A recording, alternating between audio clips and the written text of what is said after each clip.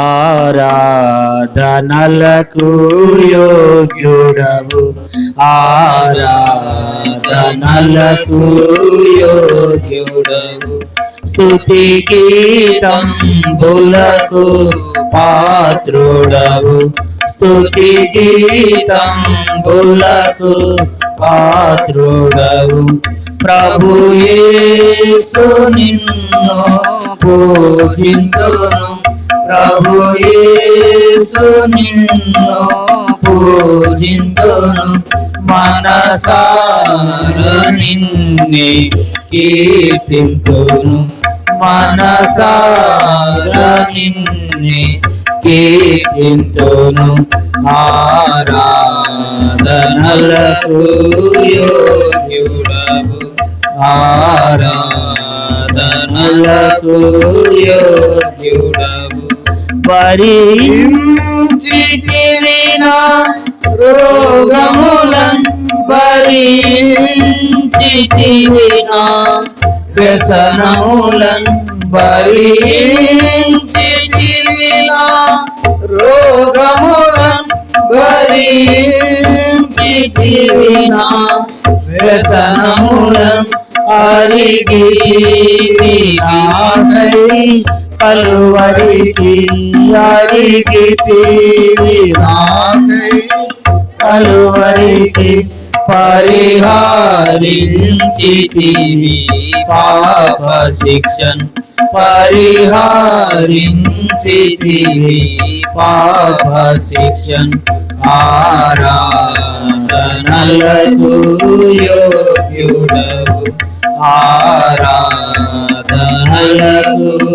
యోగ్యుడవు, నశించిన నన్ను వెదకితివి, నశించిన నన్ను లేపితివి, నశించిన నన్ను వెదకితివి, నశించిన నన్ను లేపితివి, నా చాపమును చూపించితివి, నా చాపమును చూపించితివి, నీ శాంతముతో క్షమించితివి, నీ శాంతముతో క్షమించితివి, ఆరాధనలకు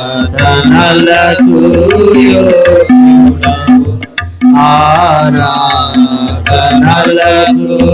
యోగ్యుడవు, స్తుతి గీతంబులకు పాత్రుడవు, స్తుతి గీతంబులకు పాత్రుడవు, ప్రభు యేసు నిన్ను పూజింతును, ప్రభు యేసు నిన్ను పూజింతును, మనసార నిన్నే కీర్తింతును, మనసార నిన్నే కీర్తింతును, ఆరాధనలకు యోగ్యుడవు, ఆరాధనలకు యోగ్యుడవు.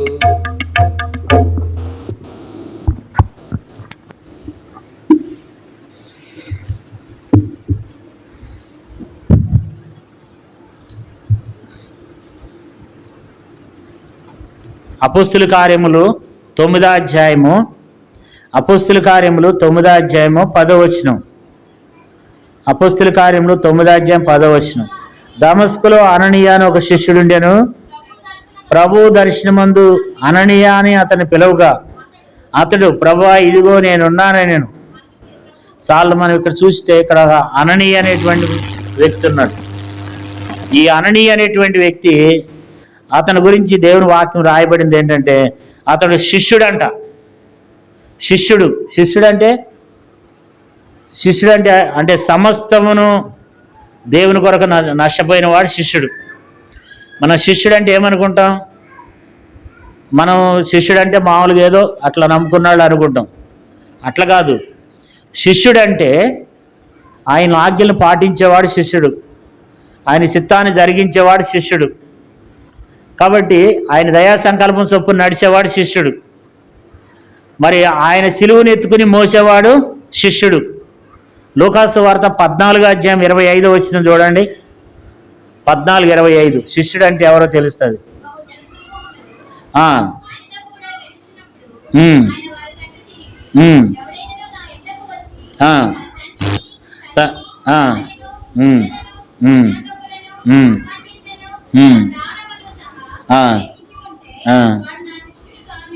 కాబట్టి ఇక్కడ శిష్యుడు అంటే ఎవరంటే, ఇక్కడ ఏమంటాడు, దేవుని కంటే ఎక్కువగా ప్రేమించేవాడు శిష్యుడు కాదు. నా యొద్దకు వచ్చి తండ్రిని, తల్లిని, భార్యను, పిల్లలను, అన్నదమ్ములను, అక్క చెల్లెలను, తన ప్రాణమును సహా ద్వేషించుకుంటే నాకు శిష్యుడు కాదు. శిష్యుడు అంటే ఎట్లా ఉండాలి? నాకంటే, నా ప్రాణం కంటే ఎక్కువగా నేను దేన్ని ప్రేమించకూడదు. దేవుని కంటే ఎక్కువగా నా ప్రాణం ఎక్కువైంది కాదు. దేవుని కంటే ఎక్కువగా నా ప్రాణాన్ని కూడా ద్వేషించాలి. నా శరీరంలో ఉన్న బలహీనతను కూడా నేను ద్వేషించాలి. నా ప్రాణాన్ని ద్వేషించాలి. తర్వాత దేవుని కంటే, తల్లిదండ్రుల కంటే, అన్నదమ్ముల కంటే, అక్క చెల్లెల కంటే, భార్య కంటే, పిల్లల కంటే, భర్త కంటే ఎక్కువగా మనం దేవుని ప్రేమించిన వాడు శిష్యుడు. ఎక్కువగా దేవుని ప్రేమించిన వాడు శిష్యుడు. ఆయన సిలువను ఎత్తుకునేవాడు శిష్యుడు. 27 చదవమ్మా. మరి ఎవడైనను తన సిలువను మోసుకుని నన్ను ఎంబడింపని ఎడల వాడు నా శిష్యుడు కానేరుడు. భార్య ఉండాలి, పిల్లలు ఉండాలి, భర్త ఉండాలి. వాళ్ళందరిని భరించుకుంటూ దేవుని కొరకు నిప్పులా బతికేవాడు శిష్యుడు. సిలువ అంటే ఏంటి? మెడలో సిలువ వేసుకు తిరగటం కాదు. సిలువ అంటే దేవుని మన కష్టాలు, మన బాధలు, మన శ్రమలు, ఇవన్నీ కుటుంబ బాధ్యతలు అన్నీ మనం మన భుజం మీద మోస్తూ దేవుని కొరకు ఎవరైతే జీవిస్తారో అతను నిజమైనటువంటి శిష్యుడు అన్నమాట. అతడు నిజమైనటువంటి శిష్యుడు. మరి నిజమైనటువంటి శిష్యుడు ఏం చేస్తాడంట? యోహాను సువార్తలో ఒక మంచి మాట ఉంది. 15వ అధ్యాయము, యోహాను సువార్త 15వ అధ్యాయం 8వ వచనం. మీరు బహుగా ఫలించడం వలన నా తండ్రి మహింపరచబడును, ఇందువలన మీరు నా శిష్యులు. శిష్యులు అంటే బహుగా ఫలించేవాళ్ళు శిష్యులు. ప్రతి విషయంలో ఆత్మీయంగా ఫలించాలి, శారీరకంగా కాదు. ఆత్మీయంగా మనం ఫలించాలి, అభివృద్ధి చెందినవాడు శిష్యుడు. 8వ అధ్యాయం, యోహాను సువార్త 8వ అధ్యాయము. శిష్యుడు అంటే ఎట్లా ఉంటాడు? యోహాను సువార్త 8వ అధ్యాయము 31వ వచనం చూడండి. 31వ వచనం. కాబట్టి యేసు తనను నమ్మిన యూదులతో, మీరు నా వాక్యమందు నిలిచిన వారైతే నిజంగా నాకు శిష్యులై ఉండి సత్యమును గ్రహించెదరు. అంటే శిష్యుడు అంటే ఎవరు? వాక్యమందు నిలిచిన వాళ్ళు శిష్యుడు.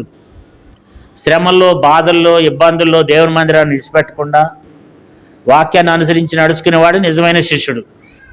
కాబట్టి ఇతని గురించి దేవుడిచ్చే సాక్ష్యం ఏంటి? అననీయ గురించి దేవుడు ఏం సాక్ష్యం ఇస్తున్నాడు? అపోస్తుల కార్యములు 9వ అధ్యాయం 10వ వచనంలో ఏముంది? దమస్కులో అననీయ అని ఒక శిష్యుడు ఉండేను. అంటే శిష్యుడు అంటే ఏ స్థాయిలో ఉన్నాడు? ఆయన ఎలాంటి జీవితాన్ని జీవిస్తున్నాడు? ప్రభు కొరకు జీవిస్తున్నాడు, ప్రభు కొరకు ఫలిస్తున్నాడు, వాక్యమందు నిలిచి ఉన్నాడు.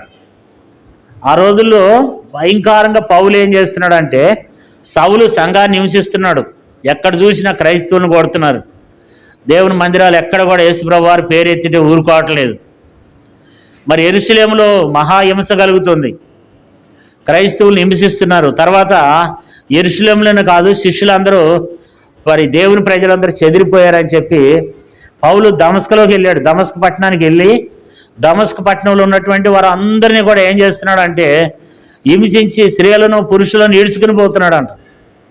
పురుషుడని స్త్రీ అని తేడా లేదు, అంతగా హింసింపబడుతున్నటువంటి దినాలు, ప్రజలందరూ చెదిరిపోయినటువంటి దినాలు. ఆ దినాల్లో విశ్వాసం కోల్పోకుండా వాక్యమందు నిలుచుండి శ్రమల్లో, బాధల్లో నిల్చున్నటువంటి వ్యక్తి అననీయ. దేవునే మనం ఎలాగున్నాం? కొంచెం కష్టాలు రాగానే, కొంచెం ఇబ్బందులు రాగానే మనం దేవుని విషయంలో ఎంత నేర్చిల్లిపోతున్నాం, ఎంత విశ్వాసాన్ని కోల్పోతున్నాం. మరి ఆ రోజుల్లో పరిస్థితి ఎట్లుంది? విశ్వాసాన్ని కోల్పోయే పరిస్థితులు. స్టెప్పను చంపేశారు ఆ రోజుల్లో. మరి ఎంతోమంది భక్తులైనటువంటి వారు చంపేస్తున్న దినాలు అవి. మరి అలాంటి భయంకరమైనటువంటి క్రైస్తవులను హింసిస్తున్నటువంటి దినాల్లో విశ్వాసాన్ని కోల్పోకుండా ఒక శిష్యుడిగా వాక్యమందు నిలిచి ఉండి దేవుని కొరకు మరి నిల్చున్నటువంటి వ్యక్తి అననీయ.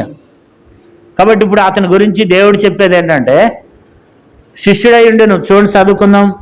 అపోస్తుల కార్యములు 9వ అధ్యాయము 10వ వచనం. దమస్కులో అననీయ అని ఒక శిష్యుడు ఉండెను. ప్రభువు దర్శనమందు అననీయ అని అతనిని పిలువగా అతడు, ప్రభువా ఇదిగో నేనున్నాను. నేను సార్లు మనం ఇక్కడ చూస్తే రెండవ విషయము తనలో మనం చూస్తే మరి అననీయ అలాంటి వాడుగా ఉన్నాడు. చూడండి, దేవుడు ఏదన్నా ఒక పని చెప్పాడు అనుకోండి, ఏమంటాడు? ఇదిగో ప్రభువా నేనున్నాను, ఇదిగో ప్రభువా నేనున్నాను. సిద్ధంగా ఉన్నాడు అన్నమాట. సిద్ధపడి ఉండాలి. మనం కూడా ఏం చేయాలంటే మరి ఒక పని కొరకు మనం సిద్ధపడి ఉండాలి. ఏదన్నా ఒక పని చెప్తే దాన్ని తక్షణమే చేస్తాననేటువంటి విధానంలో నేటి దినాన్ని మనం ఉండలేకపోతున్నాం. భక్ష్యంలో ఒక మాట చెప్పేవాడు. ఎప్పుడు కూడా ప్రభు బిడ్డలు వాక్యం చెప్పేవాళ్ళ గురించి ఒక మాట చెప్పేవాడు. దైవజనుడు సన్నద్ధుడై ప్రతి సత్కార్యమునకు సిద్ధపడి ఉండాలనేవాడు. తిమోతికి రాస్తూ చెప్పాడు అపోస్తలుడైన పౌలు.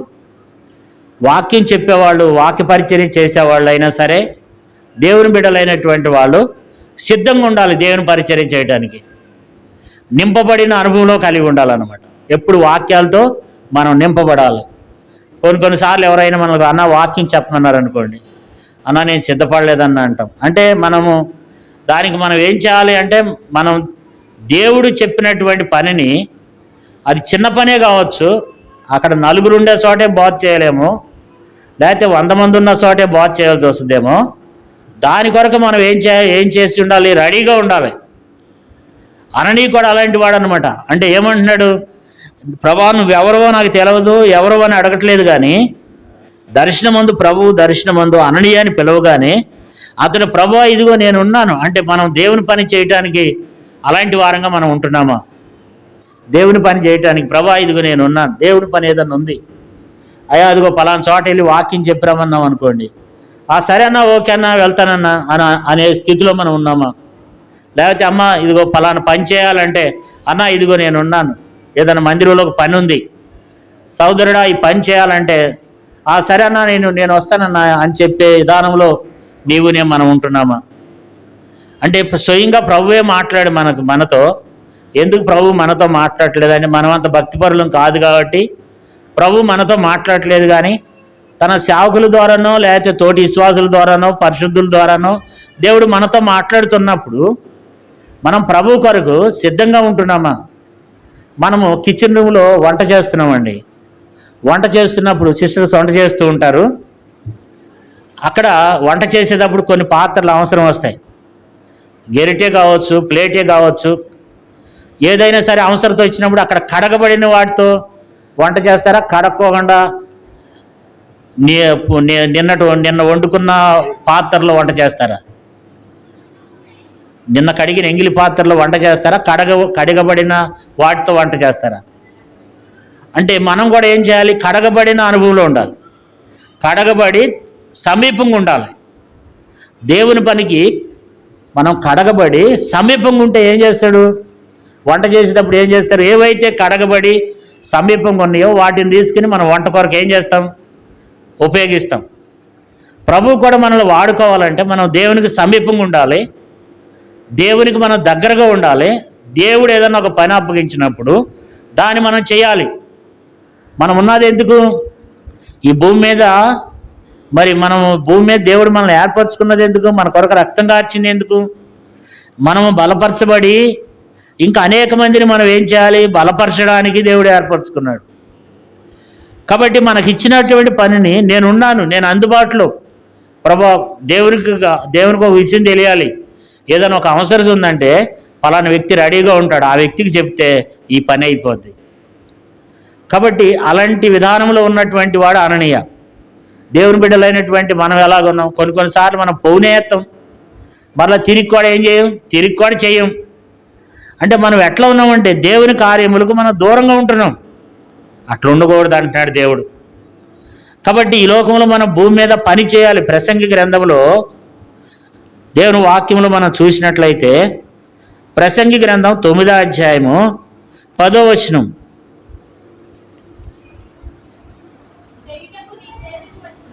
ప్రసంగి గ్రంథం 9వ అధ్యాయం 10వ వచనం. చేయుటకు నీ చేతికి వచ్చిన ఏ పని అయినను నీ శక్తి లోపము లేకుండా చేయము. నువ్వు పోవు పాతాళమందు పని అయినను ఉపాయమైనను తెలివైనను జ్ఞానమైన లేదు. ఏదైనా మనం పని చేయాలి అని అంటే ఎక్కడ చేయాలి చెప్పండి? భూమి మీదే చేయాలి.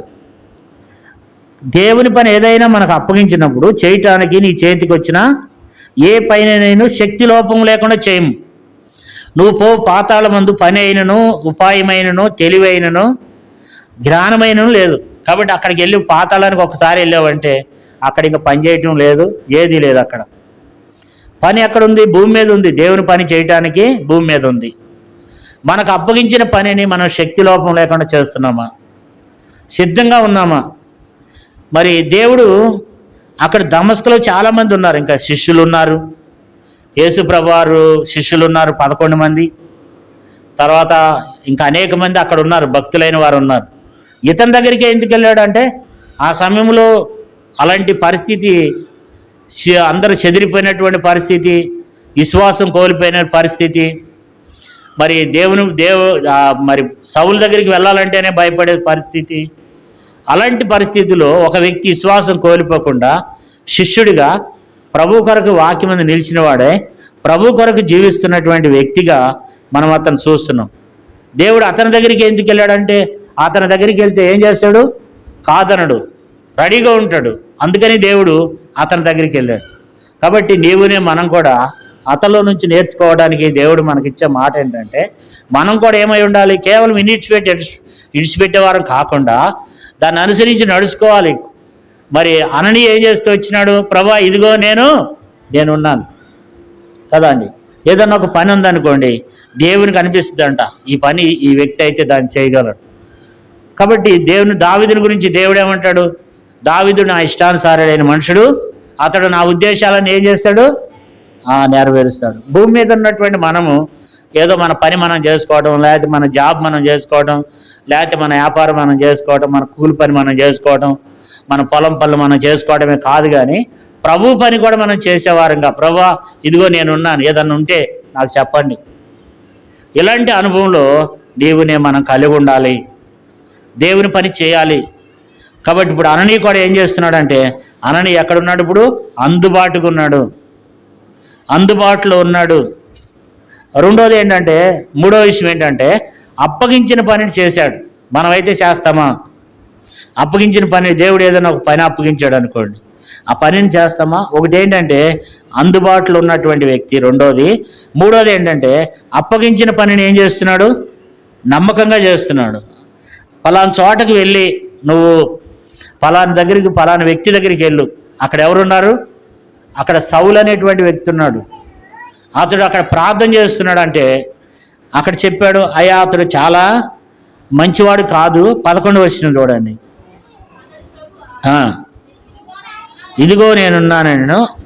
అందుకు ప్రభువు నువ్వు లేచి తిన్నని వీధి అనబడిన వీధికి వెళ్ళి యోధా అను వారింట తార్సువాడైన సౌలు అను వారి కొరకు విచారించుము. ఇదిగో అతడు ప్రార్థన చేస్తున్నాడు. కాబట్టి ఇక్కడ ఏమంటుండంటే నీవు లేచి పలానా చోటకి వెళ్ళు, అక్కడ యోధావాని ఇంట తార్సువాడైన సౌలు అని వాని కొరకు విచారించుము. అతడు ప్రార్థన చేస్తున్నాడు. పలానా వాళ్ళ ఇంటికి వెళితే పలానా చోట సౌలు అనేటువంటి వ్యక్తి అక్కడ ఏం చేస్తున్నాడు? ప్రార్థన చేస్తున్నాడు. నువ్వు అతని దగ్గరికి వెళ్ళు. అతనికి 2 కళ్ళు పోయినాయి. కాబట్టి నువ్వు అతని దగ్గరికి వెళితే అతడు నీకు కనపడతాడు. కాబట్టి నువ్వు అతని దగ్గరికి వెళ్ళి అతను బలపరచమని పంపించాడు. అక్కడికి ఈయనేమంటాడు? ఆ 12వ వచనం చూడండి. అతడు అననీయ అనే ఒక మనుషుడు లోపలికి వచ్చి తాను దృష్టి పొందినట్లు తల మీద చేతులు చూచి ఉన్నాడని చెప్పాను. అందుకు అననీయ, ప్రభువా ఈ మనుషుడు యెరూషలేములో నీ పరిశుద్ధులకు ఎంతో కీడు చేస్తున్నాడని అతని గురించి అనేకుల వల్ల వింటిని. ఇక్కడను నీ నామాన్ని బట్టి ప్రార్థన చేయవారందరినీ బంధించుటకు ప్రధాన యాజకుల వలనను అధికారం పొంది ఉన్నాడని చెప్పాను. ఏం చెప్తున్నాడంటే, ప్రభువా ఆ వ్యక్తి మంచోడు కాదు, మీ ప్రజల్ని ఎంతో హింసించాడు, మీ ప్రజల్ని ఎంతో బాధపరుస్తూ వచ్చాడు. ఇప్పుడు కూడా మరలా ఈ దమస్కు ఎందుకు వచ్చాడంటే, ఈ దమస్కు పట్టణానికి ఎందుకు వచ్చాడంటే ఇక్కడున్న ప్రజలను కూడా పాడు చేద్దామనే వచ్చాడు.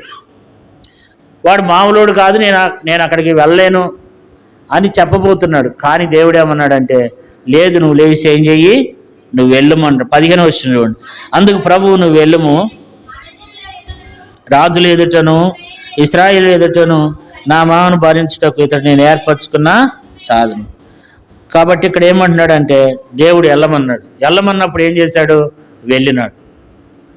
దేవుని మాటకి ఏం చేశాడంటే విధేయత చూపించాడు, లోపడ్డాడు, వెళ్ళాడు. ఎందుకంటే అక్కడ పరిస్థితి సౌలు అనేవాడు మామూలుడు కాదనమాట. ఎంతోమంది క్రైస్తవులు నివసిస్తున్నాడు, పేరు పొందినాడు అనమాట. ఈ రోజుల్లో మనం కొంతమందిని చూస్తూ ఉంటాం, మతోన్మాదులు. వాళ్ళ పేరు చెప్తేనే వాళ్ళ దగ్గరికి వెళ్ళాలంటేనే మనం భయపడేటువంటి పరిస్థితి ఉంటుంది. అంతకంటే కూడా ఘోరమైన వాడు సౌలు. అతని దగ్గరికి వెళ్ళాలంటే చాలా ప్రాణాలతో తెగించినటువంటి పరిస్థితి. అయినా సరే ఏం చేస్తూ వచ్చినాడంటే 17వ వచనంలో, అననీయ వెళ్ళి ఆ ఇంట ప్రవేశించి అతని మీద చేతులుంచి, సౌలా సహోదరుడా నువ్వు వచ్చినా. కాబట్టి ఇక్కడ మనం చెప్పినట్లు చేశాడా లేదా? దేవుడు చెప్పినట్టు చేశాడు. దేవుడు ఏదైతే చెప్పాడో అది చేశాడు అననీయ. అప్పగించిన పనిని నెరవేర్చాలి. దేవుడు ఏదైనా ఒక పని అప్పగిస్తే దాన్ని మనం ఏం చేయాలి? నెరవేర్చాలి. అంటే శిష్యుడిగా ఉన్నాడు, తర్వాత సిద్ధంగా ఉన్నాడు, అప్పగించిన పని ఏం చేశాడు? నెరవేర్చాడు. దేవుడు మనకు కూడా శిష్యులుగా ఉండాలి, వాక్యం మీద నిలిచి ఉండాలి. కష్టాల్లో, బాధల్లో, శ్రమల్లో ఎన్ని ఇబ్బందులు ఉన్నా దేవుని మందిరాన్ని నిలిచిపెట్టకూడదు, దేవుని సన్నిధి నిలిచిపెట్టకూడదు, విశ్వాసాన్ని కోల్పోకూడదు. దేవుని మందిరానికి మనం తొట్టెలకుండా రావాలి, సిద్ధంగా ఉండాలి దేవుని కొరకు ఏ పని అయినా చేయటానికి. తర్వాత అప్పగించిన దాన్ని మనం దాన్ని ఖచ్చితంగా చేసేవారంగా నీవునే మనం కలిగి ఉండాలనే విషయాన్ని అక్కడ రాయబడుతూ వచ్చింది. అది అననీయ జీవితం. తర్వాత ఇప్పుడు అననీయ వెళ్ళాడు. అననీయలో ఉన్నటువంటి ఆ 4వ విషయం ఏంటంటే, అననీయ పరిశుద్ధ ఆత్మతో నింపబడినటువంటి వ్యక్తి అన్నమాట. అననీయ వెళ్ళి ఏం చేస్తూ వచ్చినాడు? అక్కడ సౌలా సహోదరుడా ఏమంటాడు? నువ్వు దృష్టి పొంది పరిశుద్ధాత్మతో నింపబడినట్లు నన్ను పంపి ఉన్నాడని చెప్పిను. సౌలా సహోదరుడా నువ్వు దృష్టి పొంది పరిశుద్ధాత్మతో నింపబడినట్లు నన్ను పంపి ఉన్నాడు. పరిశుద్ధాత్మ ఎవరి మీద పనిచేస్తాడంటే, ఎవరైతే బాగా ప్రార్థన పరులుగా ఉంటారో, ఎవరైతే దేవుణ్ణి అత్తుకుని ఉంటారో, ఎవరైతే వాక్యమందు నిలిచి ఉంటారో, ఎవరైతే దేవుని కొరకు కష్టాన్ని, బాధను ఎవరైతే అనుభవిస్తూ ఉంటారో, ఎవరైతే ప్రభు కొరకు జీవిస్తారో వారి మీద పరిశుద్ధాత్మ దేవుడు పనిచేస్తాడు. పరిశుద్ధాత్మ తన మీద ఉందంట. అందుకని ఏమంటున్నాడు ఇక్కడ 13వ వచనంలో అంటాడు, అందుకు అననీయ ప్రభువా 17వ వచనం సౌల సహోదరుడా నీవు వచ్చిన మార్గంలో నీకు కనబడిన ప్రభు అయిన యేసుక్రీస్తు దృష్టి పొంది పరిశుద్ధాత్మతో నింపబడినట్లు నన్ను పంపి ఉన్నాడని చెప్పాను.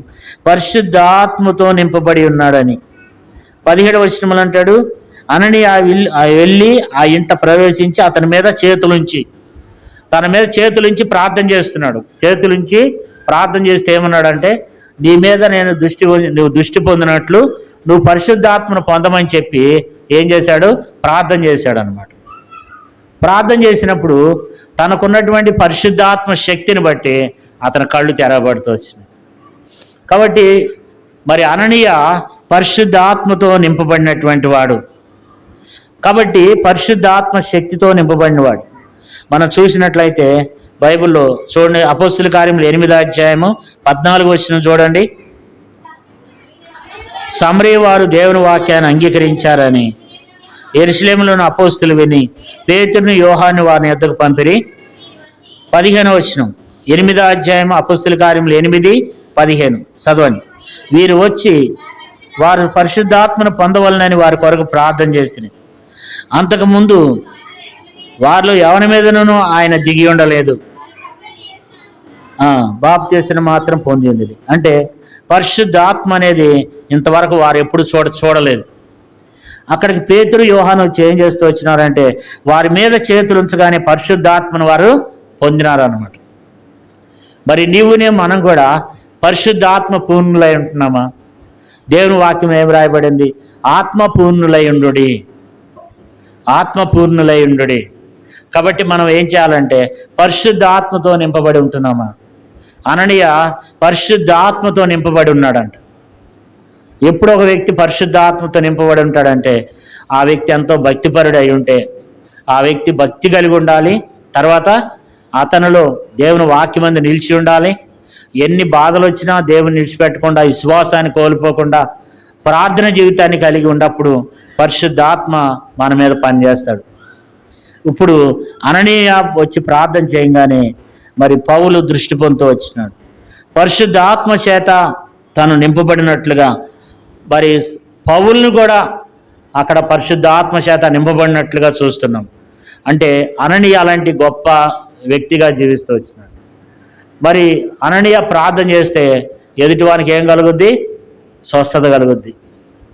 కాబట్టి పరిశుద్ధాత్మతో నింపబడిన వాడు అననీయ.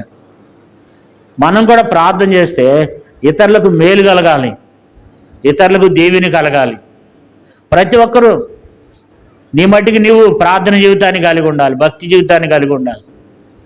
ప్రతి విషయంలో నేర్చెల్లిపోకూడదు, ఆత్మీయంగా బలపరచబడిన వారమై ఉండాలి.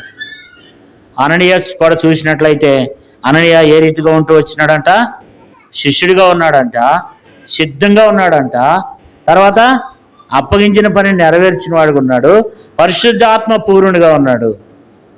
పరిశుద్ధాత్మతో నింపబడిన వాడుగా మనం చూస్తున్నాం. ప్రార్థన జీవితాన్ని కలిగి పరిశుద్ధాత్మ శక్తితో జీవించినటువంటి వ్యక్తి. ఇంకోటి ఏంటంటే, యేసు ప్రభువారు అననీయ దగ్గరికి ఎందుకు వచ్చాడు అని అంటే, అననీయ నమ్మకమైనటువంటి వ్యక్తి.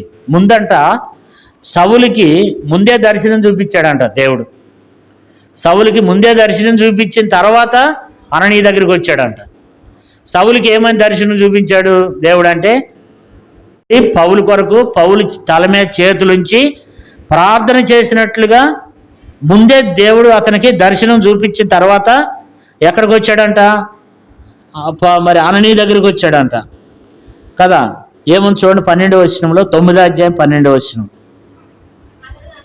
అతడు అననీయ అనే ఒక మనుషుడు లోపలికి వచ్చి తాను దృష్టి పొందినట్లు తల మీద చేతులు ఉంటే చూచి ఉన్నాడని చెప్పాను. అంటే ప్రభు వచ్చి అంటున్నాడు, ప్రభు చేసి ప్రభువారు వచ్చి అంటున్నాడు, అరే అతడు అంటే ఎవరు? పౌలు, సౌలు. అతడు అననీయ అనే ఒక మనుషుడు లోపలికి వచ్చి తాను దృష్టి పొందినట్లు అతని మీద చేతులుంచుట చూచి ఉన్నాడని చెప్తున్నాడు. అననీయ ఎవరో కూడా సౌలుకు తెలవదు, కానీ ఒక దర్శనం కలిగింది, దేవుడే చూపించాడంట. ఏంటి ఆ దర్శనం అంటే, ముందుగానే అననీయ అనేటువంటి ఒక వ్యక్తి వెళ్ళి తన మీద చేతులు ఉంచినప్పుడు, తన చేతులుంచి ప్రార్థన చేసినప్పుడు తను దృష్టి పొందినట్లుగా దేవుడు అతనికి చూపించిండంట. చూడండి ప్రభు ఎలాంటి గొప్పవాడంటే, ఆల్రెడీ అననీయ వెళ్ళి పౌలు మీద చేతులు ఉంచినట్లుగా ప్రార్థన చేసినట్లుగా తను దృష్టి పొందినట్లుగా పౌలు చూశాడంట.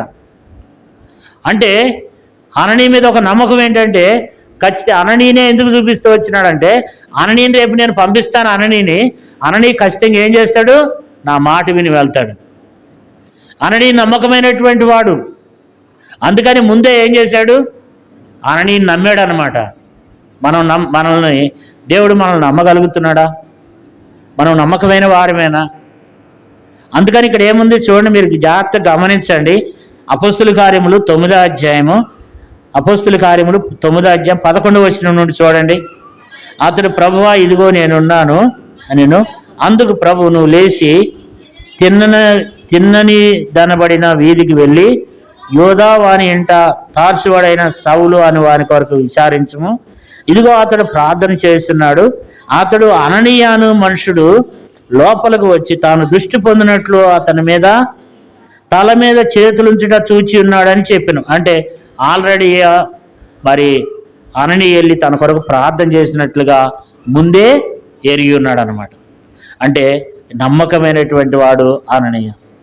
అననీయ దగ్గరికి వెళ్తే ఖచ్చితంగా కాదనడు, ఖచ్చితంగా అననీయ ఏం చేస్తాడు? చేస్తాడు. మరి నీవునే మనం దేవుడు మనల్ని నమ్మగలుగుతున్నాడా?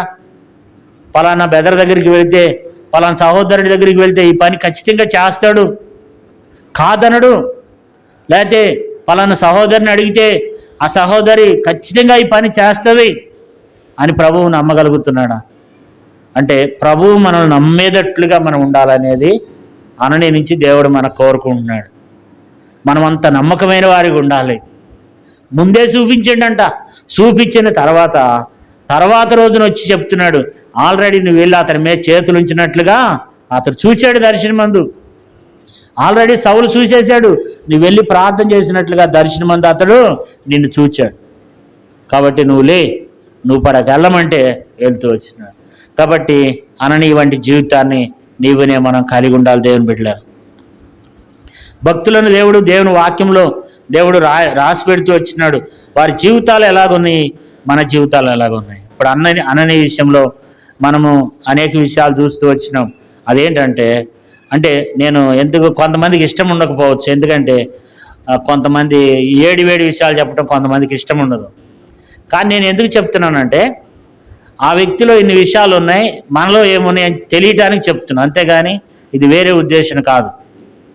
ఒక వ్యక్తిలో 7 విషయాలు ఉన్నాయి అని అంటే మనలో ఎన్ని విషయాలు ఉన్నాయి, మనం ఎట్లా ఉన్నామని తెలియటానికి దాన్ని వివరంగా చెప్పాల్సి వస్తుంది అంతే. అంటే అట్లా చెప్పటం అంటే మామూలు విషయం కాదు, చాలా కష్టంతో కూడింది అనమాట. ఒక వ్యక్తి గురించి 7 విషయాలు చెప్పాలంటే అందరు చెప్పలేరు. అది ఆ దేవుడు ఒక్కొక్కడికి ఇచ్చినటువంటి తలంతు. కాబట్టి ఆ వ్యక్తి గురించి దేవుడు ఆ వ్యక్తి దగ్గరికి ఎందుకు వెళ్ళాడంటే అక్కడ ఎన్ని కారణాలు ఉన్నాయి, లేకపోతే మనకి ఎట్లా తెలుస్తుంది? అతను తప్ప ఎవరు లేరు, అక్కడ చాలామంది ఉన్నారు. శిష్యులు ఉన్నారు కదా, 11 మంది శిష్యులు ఏమైపోయారు? ఇంకా అనేక మంది మరి ఆయన ద్వారా రక్షింపబడిన వాళ్ళంతా ఏమైపోయారు? అనేక మంది క్రైస్తవులు ఆల్రెడీ ఉన్నారు కదా. అక్కడికే ఎందుకు వెళ్ళాల్సి వచ్చిందంటే అక్కడ శిష్యుడు ఉన్నాడు, అతడు వాక్యం మంది నిల్చున్నాడు, దేవుని కొరకే జీవిస్తున్నాడు, విశ్వాసం కలిగి ఉన్నాడు, అతనికి అందుబాటులో ఉంటాడు, ఏదైనా చెప్తే అతను చేస్తాడని దేవునికి తెలుసు. అతడు నమ్మకస్తుడు, ఆల్రెడీ అతని గురించి చూపించాడు. ఆ వ్యక్తి దగ్గరికి వెళ్తే ఏమైంది? ఖచ్చితంగా పని జరుగుద్ది అంటే దేవునికి తెలుసు కనుక అక్కడికి వెళ్ళాడు. ఇప్పుడు అతనిలో ఏమున్నాయంటే అతనిలో ఉన్నటువంటి విషయాలు ఏంటంటే దేవుడు అతని దగ్గరికి ఎందుకు వెళ్ళాల్సి వచ్చిందంటే అతనిలో ఉన్నటువంటి ఆ శిష్యరత్వం కింద ఉన్నాడు. తర్వాత మరి సిద్ధంగా ఉంటాడు అతనైతే. ప్రభా ఏమంటాడు? ప్రభా నేనున్నాను, ఎవరైనా చెప్పగలం? మనం ఏదన్నా మనల్ని ఎవరైనా అడిగారు అనుకో, నేనున్నానన్నా, నేను చేస్తానని చెప్పగలమ్మా? సర్వసాధారణంగా చెప్పలేము. మరి అది కూడా ఎలాంటిది? ప్రాణాపాయానికి సంబంధించినటువంటిది, మామూలోడు కాదు. సౌలు దగ్గరికి వెళ్తామంటే భయంకరమైనటువంటి దుర్మార్గమైనటువంటి మనసు కలిగిన వాడు క్రైస్తవులు అంటే. మరి అలాంటి వ్యక్తి దగ్గరికి వెళ్ళటం మామూలు విషయం కాదు, వెళ్ళాడు. కాబట్టి అందుబాటులో ఉన్నాడు, అప్పగించిన పనిని కూడా నమ్మకంగా చేశాడు అనమాట. దేవుడు వెళ్ళమంటే వెళ్ళినాడు, లోబడ్డాడు. తర్వాత పరిశుద్ధ ఆత్మ పూర్ణుడిగా ఉన్నాడు. ఆ వ్యక్తి అయితే మాత్రమే అతని కళ్ళుకున్న పొరలు దిగిపోయి మామూలు వ్యక్తి అవుతాడు. కాబట్టి అతడు నమ్మకమైన వాడు. అంతేకాదు అతని గురించి దేవుని వాక్యంలో చూడండి. అతని దగ్గరికి ఎందుకు వెళ్ళాడంటే అపోస్తుల కార్యములు 22వ అధ్యాయం. అపోస్తుల కార్యములు 22వ అధ్యాయము 12వ వచనం. అంతటా ధర్మశాస్త్రం చొప్పున భక్తిపరుడును అక్కడ కాపురం ఉన్న యూదులందరి చేత మంచి పేరు పొందిన వాడైన అననీయ ఒకడు నా యొద్దకు వచ్చి నిలిచి అంటాడు. అంటే ఇక్కడ మనం చూస్తే 12వ వచనంలో అతడు ఒక భక్తిపరుడు అంట. మరి అతని గురించి దేవుని వాక్యంలో పౌలేమంటున్నాడు? అపోస్తుల కార్యములు 22వ అధ్యాయము 12వ వచనములో అంతటా ధర్మశాస్త్రం చొప్పున భక్తిపరుడు ఒకడు అక్కడ కాపురం ఉన్నాడంట. ఎవరైనంటే ధర్మశాస్త్రం చొప్పున భక్తిపరుడు. ఈ దినాన మనకు భక్తి ఉందా? నిజంగా మనం అనుకుందాం, అసలు మనం భక్తి చేస్తున్నామా? మనల్ని అసలు భక్తులు అంటారా? మనల్ని మనం అర్థం చేసుకోండి, ఆలోచించండి దేవుని బిడ్డలారా. మనం భక్తులుగా ఉన్నామా? అసలు భక్తులు అంటే మనమేనా? భక్తుడు అంటే ఎట్లా ఉండాలి? భక్తులు ఏ రీతిగా ఉండాలి? భక్తుడు అని పేరు పొందినాడు, ధర్మశాస్త్రం చొప్పున వాక్యానుసారంగా నడుచుకున్నవాడు భక్తుడు. కాబట్టి మన జీవితాలు ఎలాగున్నాయి? మనలో అసలు భక్తి జీవితానికి సంబంధించిన విధానం మనలో ఉందా? మనం అసలు నిజంగా భక్తులమేనా? మన భక్తులమా భక్తిహీనులమా? అతని గురించి దేవుడు అతని దగ్గరికి ఎందుకు వెళ్ళాడంటే అతడు భక్తిపరుడు. అందుకనే అతనికి ఉన్నటువంటి భక్తిని బట్టి అతని దగ్గరికి వెళ్ళాల్సి వచ్చింది. అతను భక్తిపరుడు. మరి అనేక మంది భక్తి కోల్పోయినారు వాళ్ళు అక్కడ, అనేక మంది. అంటే మనం కూడా ఏం కలిగి ఉండాలి? భక్తి చేయాలి. భక్తి చేయండి, భక్తిపరంగా ఉండండి. భక్తి ఎట్లా కలుగుద్ది? నెలకొకసారి వస్తే భక్తిపరులం అయిపోతామా? లేకపోతే వారానికి ఒకసారి వస్తే భక్తిపరులం అయిపోతామా? ప్రతిరోజు ఉదయం బైబిల్ చదివిన ప్రతిరోజు ఉదయం భక్తులు ఎట్లా అవుతారంటే ప్రతిరోజు ప్రార్థన చేసుకునేవాళ్ళు, ప్రతిరోజు బైబిల్ చదివేవాళ్ళు, వాక్యాన్ని అనుసరించి నడుచుకునేవాళ్ళు, దేవుని మందిరాన్ని విడిచిపెట్టకుండా ఉన్నవాళ్ళు భక్తులు. ఏదో ఆదివారం నాడు వచ్చేసి కాసేపు కూర్చుని ఆరాధనోత్తమానం అయిపోయినాక లేకపోతే పాటలు అయిపోయినాక ఎప్పుడో మనకు తోచినప్పుడు వచ్చి కాసేపు కూర్చుని మళ్ళీ వెళ్ళిపోయేవాళ్ళు భక్తులు కాదు. ప్రభు కొరకు నిల్చున్న వాళ్ళు, ప్రభు పని చేసేవాళ్ళు, ప్రభువే సర్వస్వం అనుకునే వాళ్ళు భక్తులు, ప్రభు కొరకు జీవించేవాళ్ళు భక్తులు. ఇతని గురించి ఏం రాయబడుతూ వచ్చింది? అంతటా ధర్మశాస్త్రం చొప్పున భక్తిపరుడు ఒకడు అక్కడ కాపురం ఉండెను. కాబట్టి భక్తిపరుడు అంటే అతని గురించి మరి దేవుడిచ్చే సాక్ష్యం. అంటే అపోస్తుల కార్యములు 9వ అధ్యాయమును ఉన్న మాటలను ఇక్కడ పౌలు వాటన్నిటినీ మరి అగ్రిప్ప రాజుకి తెలియజేస్తున్నాడు. ఆ విషయాలన్నింటినీ ఆల్రెడీ జరిగిపోయిన విషయాల్ని మరి ఇప్పుడు పౌలు ఏం చేస్తున్నాడంటే ఇక్కడ ఒక రాజు దగ్గర అవన్నీ చెప్తున్నాడు. నా పరిస్థితి ఇది, నేను ఇట్లా రక్షింపబడ్డాను. ఒక వ్యక్తి నా దగ్గరికి వచ్చాడు, నా 2 కళ్ళు పోయి ఉన్నప్పుడు ప్రభువులు దేవుడు నన్ను దమస్కు మార్గంలో దర్శించినప్పుడు నా 2 కళ్ళు పోయినాయి. నేను కళ్ళు లేని వాడై 3 దినాలు అన్నపానములు మానేసి నేను ప్రార్థన చేస్తుంటే దేవుడు అననీయ అనేటువంటి ఒక వ్యక్తిని, భక్తిపరుడైనటువంటి వ్యక్తిని నా దగ్గరికి వచ్చినాడు అతను అని చెప్పి అతని గురించి చెప్తున్నాడు అనమాట. అంటే అతనిలో ఆ విషయాలు లేకపోతే దేవుని వాక్యం ఇక్కడ రాసి చూపించాడు దేవుడు కదా. అందుకని ఏమంటాడు? కాబట్టి 12వ వచనములో అంతటా ధర్మశాస్త్రం చెప్పుతున్న భక్తిపరుడును అక్కడ కాపురమున్న యూదులందరి చేత మంచి పేరు పొందినవాడైనా అననీయాను ఒకడు నా యొద్దకు వచ్చి నిలిచి అన్నాడు. అంటే అతనిలో ఉన్నటువంటి మరొక విషయం ఏంటంటే మంచివాడు, మంచి పేరు పొందినవాడు, భక్తిపరుడే కాదు మంచి పేరు పొందినటువంటి వాడు. ఎవరందరి చేత? ఏమని చదవండి, అక్కడ కాపురం ఉన్న యూదులందరి చేత మంచి పేరు పొందినవాడైనా అననీయను ఒకడు నా యొద్దకు వచ్చి నిలిచి. అంటే మంచి పేరు పొందినవాడు. దేవునే మనం ఉన్నామా? మనలో మంచి ఉందా? ఎవరైనా చెప్పగలరా? మనలో మంచి సంపాదించుకుంటున్నామా? మనలో ఆ మంచి ఉందా? కాబట్టి మనం ఆ మంచి సంపాదించుకుంటున్నామా అనేది దినాన దేవుని వాక్యం రాయబడింది. అతడి గురించి ఏముంది? మంచివాడు, మంచి పేరు పొందినాడంట. ఇదే అపోస్తుల కార్యములో 16వ అధ్యాయంలో, ఇదే అపోస్తుల కార్యములు 16వ అధ్యాయము మొదటి 2 వచనాలు చదువుకుందాం. పౌలు దెర్బేకును లుస్త్రాకును వచ్చెను. అక్కడ తిమోతి అనే ఒక శిష్యుడు ఉండెను. అతడు విశ్వాసించిన ఒక యూదురాలి కుమారుడు. అతని తండ్రి గ్రీస్ దేశస్థుడు. అతడు లుస్త్రాలోను ఇకోనియలోను ఉన్న సహోదరుల వల్ల మంచి పేరు పొందినవాడు. అంటే అతని గురించి ఏం రాయబడుతూ వచ్చింది? అతడు లుస్త్రాలోను ఇకోనియలోను ఉన్న సహోదరుల వలన మంచి పేరు పొందాడు. అంటే మరి తిమోతి కూడా మంచి పేరు పొందినట్లుగా దేవుని వాక్యములో చూస్తున్నాం అన్నమాట.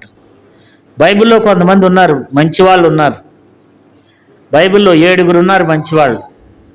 కాబట్టి మరి వాళ్ళ గురించి నేను చెప్పట్లేదు, కానీ మనము అయితే మంచిని సంపాదించుకుంటున్నామా? సామెతల గ్రంథం 22వ అధ్యాయం 1వ వచనములో, సామెతలు 22 1వ వచనం, గొప్ప ఐశ్వర్యం కంటే మంచి పేరును వెండి బంగారముల కంటే దయ కోరదగినవి. అంటే గొప్ప ఐశ్వర్యం కంటే మంచి పేరు, వెండి బంగారముల కంటే దయ కోరగలిగింది. ఒక మంచి పేరును మనం సంపాదించుకుంటున్నామా? మన దగ్గర ఎంత ఐశ్వర్యం ఉన్నప్పటికీ కూడా ఏం ప్రయోజనం లేదు, కానీ మంచి పేరు అనేది అది మంచి ప్రయోజనమైంది అనమాట. మంచివారిగా ఈ భూమి మీద మనం జీవించాలి, మంచివారిగా. అతని గురించి ఏం రాయబడుతూ వచ్చిందంటే అతడు యూదులందరి చేత మంచి పేరు పొందినవాడు. కాబట్టి మంచివాడు. కొర్నేలు గురించి కూడా అపోస్తుల కార్యము 10వ అధ్యాయంలో ఉంటుంది అనమాట. అతను కూడా చాలా మంచివాడు అనమాట. ప్రసంగి గ్రంథం దేవుని వాక్యంలో చూస్తే ప్రసంగి గ్రంథంలో 7వ అధ్యాయం 1వ వచనములు ఉంటుంది. ప్రసంగి గ్రంథం 7వ అధ్యాయం 1వ వచనం, సుగంధ తైలము కంటే మంచి పేరు మేలు, ఒకని జన్మదినము కంటే మరణదినం మేలు అన్నాడు. అంటే సుగంధ ద్రవ్యముల కంటే కూడా మంచి పేరు మేలు అన్నాడు. కాబట్టి ఇప్పుడు అననీయలో మనం చూసేది ఏంటంటే ఒక మంచి పేరు. ఏం కావాలి దేవునికి? ఇంకా దేవునికి ఏం కావాలి? భక్తి జీవితాన్ని జీవిస్తున్నటువంటి వాడు భక్తిపరుడు. తర్వాత అతని గురించి ఏముంది? మంచి పేరు పొందినవాడు. మనలో మరి అలాంటి జీవితాన్ని మనం కలిగి ఉంటున్నామా? మనం అలాంటి వారం ఉంటున్నామా? మనలో భక్తి ఉందా? మంచి పేరు ఉందా? భక్తి జీవితాన్ని కోల్పోతున్నాం కదా. ఎవరైనా ఇబ్బందికర పరిస్థితులు ఉంటే వారి దగ్గరికి వెళ్తున్నామా? వారిని పరామర్శిస్తున్నామా? కష్టాల్లో ఉన్నవారు ఉన్నారు, హాస్పిటల్లో ఉన్నవారు ఉన్నారు, అనారోగ్యాల చేత పీడించబడుతున్న వారు ఉన్నారు. వారి కొరకు మనం వెళ్తున్నామా? వెళ్ళి ప్రార్థన చేసి వస్తున్నామా? వాళ్ళని బలపరిచి వస్తున్నామా? ఇతను ఎలాంటి పరిస్థితులు వెళ్ళాడంట? సౌలు 2 కళ్ళు ఏమైపోయినాయి? కనిపించడం లేదంట. గుడ్డివాడిగా కూర్చున్నాడు, తడవలాడుతున్నాడు. అక్కడికి వెళ్తమే కాదు, ఏమంటున్నాడు?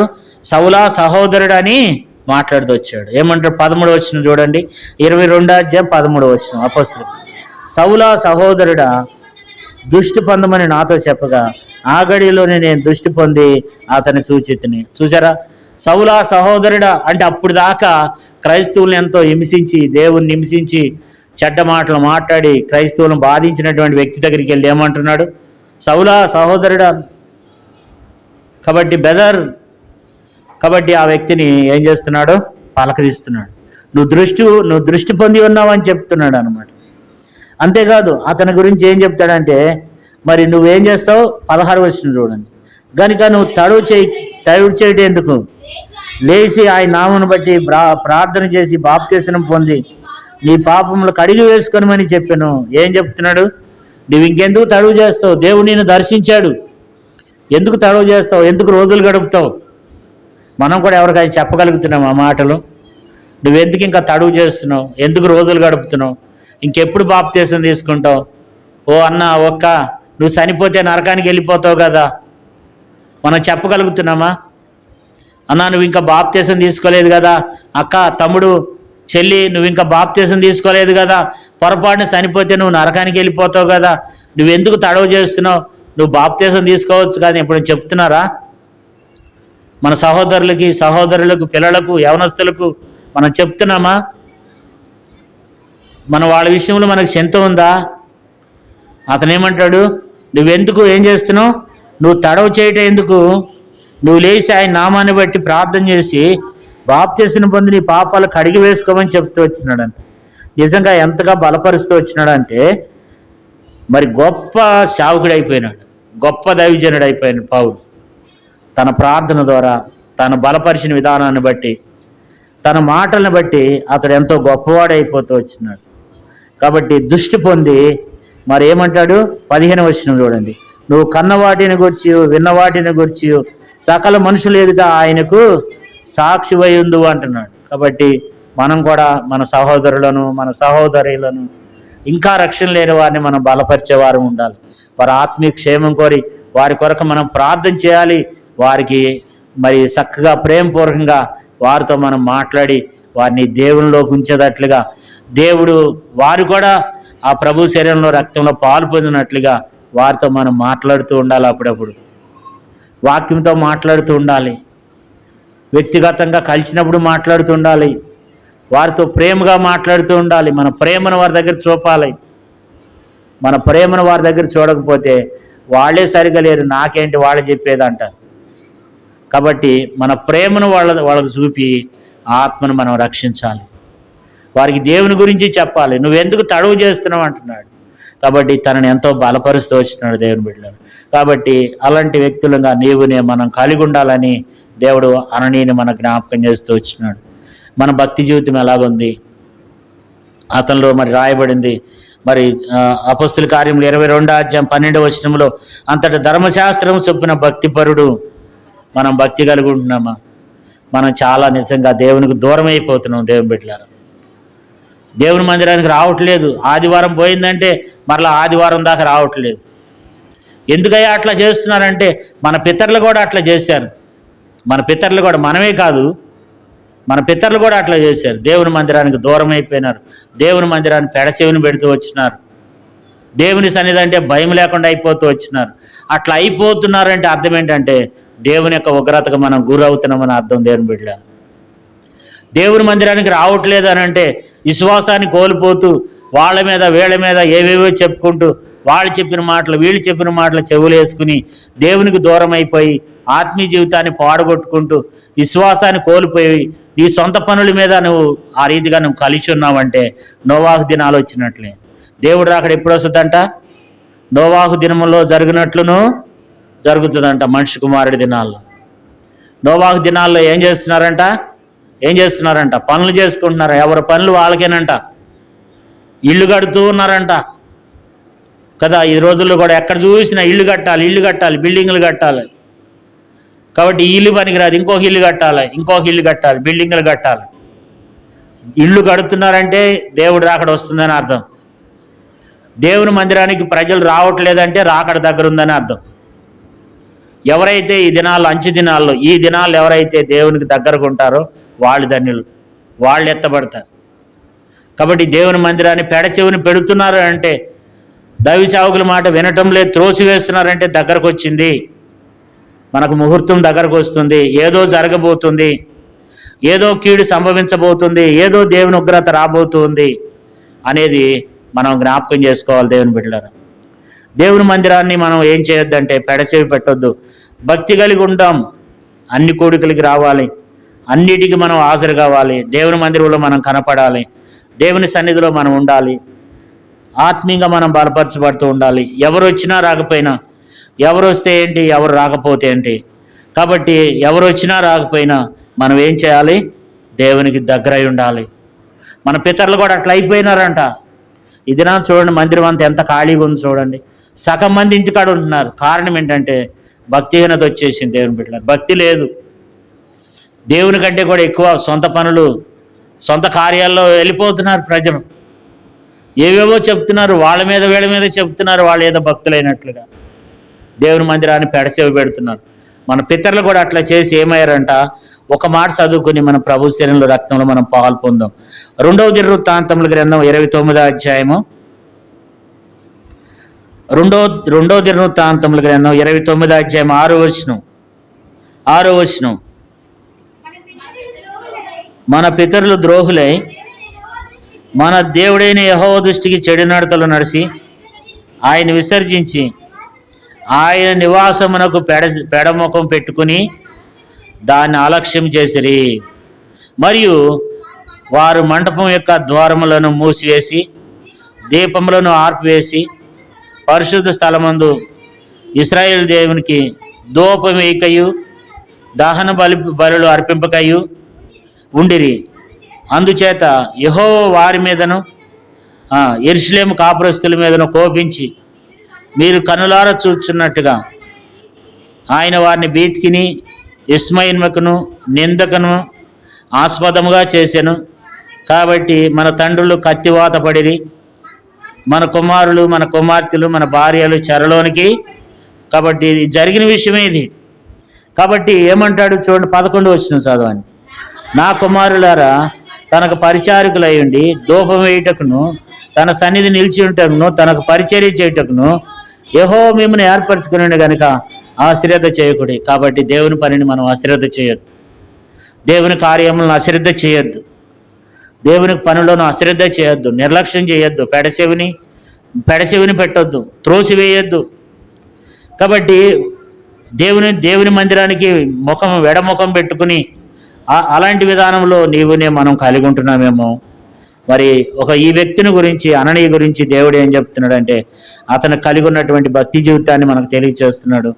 మరి నీవునే మనం ఎలాగున్నాం, మనం కూడా అలాంటి భయంకరమైనటువంటి స్థితిలోనికి నీవునే మనం వెళ్ళకూడదు. సంఘం ఆ స్థితిలోనికి వెళుతుంది అని అంటే అర్థం ఏంటంటే మనకు మరి దేవుని యొక్క రాకడ, దేవుని యొక్క ఉగ్రత మన మీదకి కుమ్మరించబడదు అనే విషయాన్ని మనం తెలుసుకోవాలి దేవుని బిడ్డలారా. ఎందుకంటే వాళ్ళు ఏం చేస్తూ వచ్చినారంట? నిర్లక్ష్యము చేస్తూ వచ్చినారంట. నెహెమీ గ్రంథంలో కూడా 13వ అధ్యాయం, నెహెమీ గ్రంథం 13వ అధ్యాయం 10వ వచనం చూడండి. నెహెమీ గ్రంథం 13:10. 13:10. మరియు లేవీలకు రావాల్సిన పాళ్ళు వారికి అందకపోవుట చేత చావు చేయి లేవీలు గాయకులను తమ పొలంలోనికి పారిపోయారని తెలుసుకుని నేను అధిపతులతో పోరాడి దేవుని మందిరమును ఎందుకు లక్ష్య పెట్టలేదని అడిగి వారిని సమకూర్చి తమ స్థలంలో ఉంచి తిని. దేవుని మందిరాన్ని ఏం చేస్తూ వచ్చినారంట? నిర్లక్ష్యం చేస్తూ వచ్చినారంట, అలక్ష్యం చేస్తూ వచ్చినారంట. కాబట్టి లేవీలకి రావాల్సినటువంటి పాళ్ళు వారికి అందకపోగా ఈ సేవ చేస్తున్నటువంటి లేవీలు గాయకులు ఏం చేశారంటే ఎవరి పనులకు వాళ్ళు పారిపోయినారంట. దేవుని బిడ్డలారా, కారణం ఏంటంటే దేవుని మందిరానికి రావాల్సినటువంటి రావటం లేదు. కారణం ఏంటంటే వాళ్ళు మందిరానికి ఏం చేస్తూ వచ్చినారు? మానివేస్తూ వచ్చినారు. అయితే నెహెమియా ఏం చేస్తూ వచ్చినాడంటే నేను అధిపతులతో పోరాడి దేవుని మందిరంను ఎందుకు లక్ష్య పెట్టలేదని అడిగి వారిని సమకూర్చి ఆ స్థలంలో ఉంచితిని. కాబట్టి మనం సమకూర్చబడిన బిడ్డలంగా మనం దేవుని మందిరాన్ని విడిచిపెట్టే వారం కాకుండా దైవ సన్నిధికి వచ్చే వారం ఇంకా నలుగురిని తీసుకొచ్చే బిడ్డలంగా ఉండాలి. మనమే రావట్లే, మన ఇంట్లో వాళ్ళు ఎట్లా వస్తారు? కాబట్టి మనం రావాలి, మన ఇంట్లో వాళ్ళు రావాలి. మన పిల్లల ముందు మనం భక్తి కలిగి ఉండాలి, మన భార్య ముందు మనం భక్తి కలిగి ఉండాలి, మన భర్త ముందు మనం భక్తి కలిగి ఉండాలి. మన సంఘంలో మనం భక్తి కలిగి ఉన్నప్పుడు మనల్ని చూసి ఇంకా అనేక మంది నేర్చుకుంటారు. ఆ సహోదరి మందిరానికి వెళ్తుంది, నేను ఎందుకు వెళ్ళకూడదు? ఇలాంటి అనుభవంలో నీవునే మనం కలిగి ఉండాలని అననీయాని దేవుడు మనకు జ్ఞాపకం చేస్తూ వచ్చినాడు. మనమే పరీక్షించుకుని ప్రభు శరీరంలో రక్తంలో మనం పాలు పొందాం. మోకరించండి. అననీని దేవుడు మన గమ్యాన్ని తీసుకుని వచ్చినాడు. అనని యొక్క జీవితాన్ని దేవుడు మనకు తెలియజేస్తూ వచ్చినాడు. ఒక్క నిమిషము మనం దేవుని సన్నిధి మనం పరీక్షించుకుందాం. మన భక్తి జీవితం ఎట్లుందో, మన ఆత్మీయ